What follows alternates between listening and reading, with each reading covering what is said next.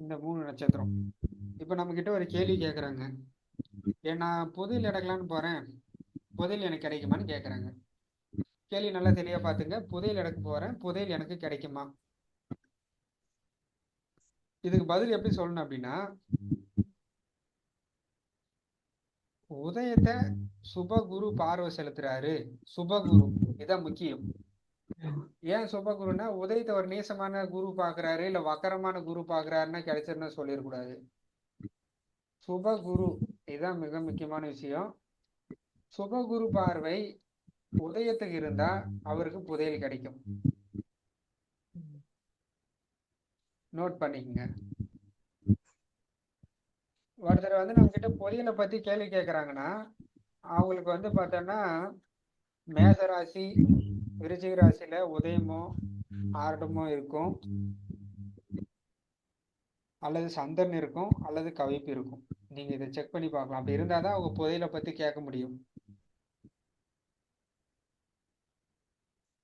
இதுக்கு பதில் உதயத்தை சுபகுரு பார்வை செலுத்தணும். இவ சொன்ன ரூல்ஸ் உங்களுக்கு புரிஞ்சுதுங்களா? இதை நான் உங்களுக்கு லைவ்ல போட்டு காட்டிடுறேன்.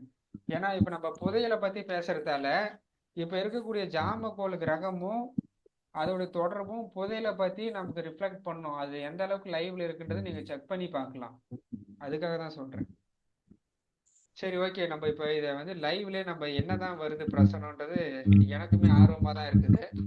அதுவுமே நானே காட்டுறேன் எப்படிதான் வருது. இப்ப நானே கேட்கறேன், புதையல் எடுக்க போலான்னு இருக்கேன், புதையல் கிடைக்குமான்னு நான் பாக்குறேன்.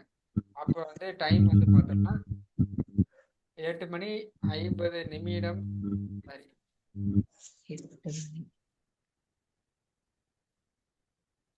டேட் பாத்துக்கங்க. அதுல பழைய டேட் இருக்குது. 25/1/2025. டைம் 8:50 ஓகே, இது பிஎம். அது தெளிவா பாத்துங்க. டீட்டெயில்ஸ் பாத்துங்க. 25/1/2025 8:50 20 அந்த நொடி வேணும். ஏன்னா 8:50 தாண்டி 20 வந்துட்டாலே அந்த ஆர்டர் நமக்கு சேஞ்ச் ஆயிரும். அது நமக்கு ரொம்ப மிக முக்கியம்.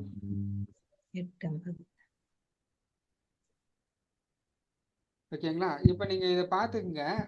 இப்ப இந்த இடத்துல நம்ம பாக்குற போது உதயம் எங்க இருக்குது அப்படின்றத பாத்துங்க. இப்ப பேசிக்காவே நம்ம புதையலை பத்தி பேசுறோம் அப்படின்றதால ஆர்டம் இங்க இருக்குதுங்களா? ஆர்டம் நமக்கு என்ன ராசி அப்படின்னு பார்த்தோம்னா கும்பராசியில் இருக்குது. ஆர்டம் போற நட்சத்திரம் என்னன்றது நம்ம இங்க காட்டும். அதை நான் உங்களுக்கு ஸ்கிரீன்ல காட்டிடுறேன். ஆர்டம் அவிட்ட நட்சத்திரத்துல போகுது. ஒவ்வொரு 5 நிமிஷத்துக்குள்ள ஆர்டம் சேஞ்ச் ஆகும்னு சொல்லியிருந்தேன். கரெக்டா எக்ஸாக்டா நம்ம புதையலை பத்தி பேசும்போது இந்த ஆர்டம் அவிட்ட நட்சத்திரத்துல போகுது. எந்த அளவுக்கு ஜாமக்கோள் நமக்கு லைவ்ல காட்டுன்றது இது ஒரு எக்ஸாம்பிள். அது நீங்க பாத்துக்கங்க. மிருகசீரிஷம், சித்திரை, அவிட்டத்துல போது மட்டும்தான் அந்த புதையல் சம்பந்தமா நம்மளால பார்க்க முடியும், பேச முடியும். ஓகே, கேள்வி ஃபர்ஸ்ட் விஷயம் உதயம். அதுக்கடுத்து சந்திரனை பார்த்துக்குங்க. சந்திரன் போறது ராசி என்ன ராசி? விருச்சிக ராசி, செவ்வாயுடைய ராசி. அதையும் நீங்க பார்த்துக்குங்க.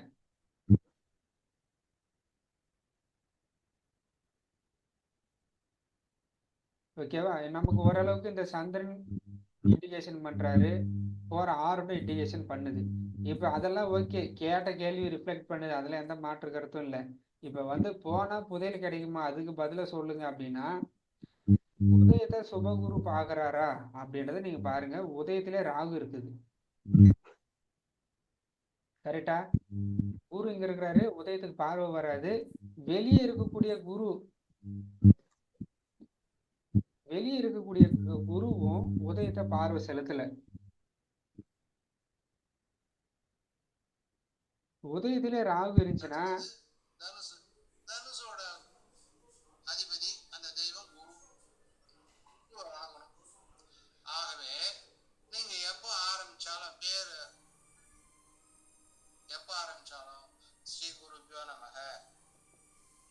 அப்படின்னு ஆரம்பிச்சீங்கன்னா உங்களுக்கு வந்துட்டே இருக்கும் தனவரவு என்பது இதனுடைய சுருப்பம்.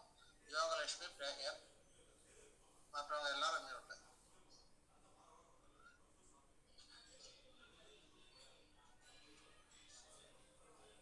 உலகம் யாவையும் தாமுலவாக்கலும் நிலை பெறுத்தலும் நீக்கலும் நீங்களா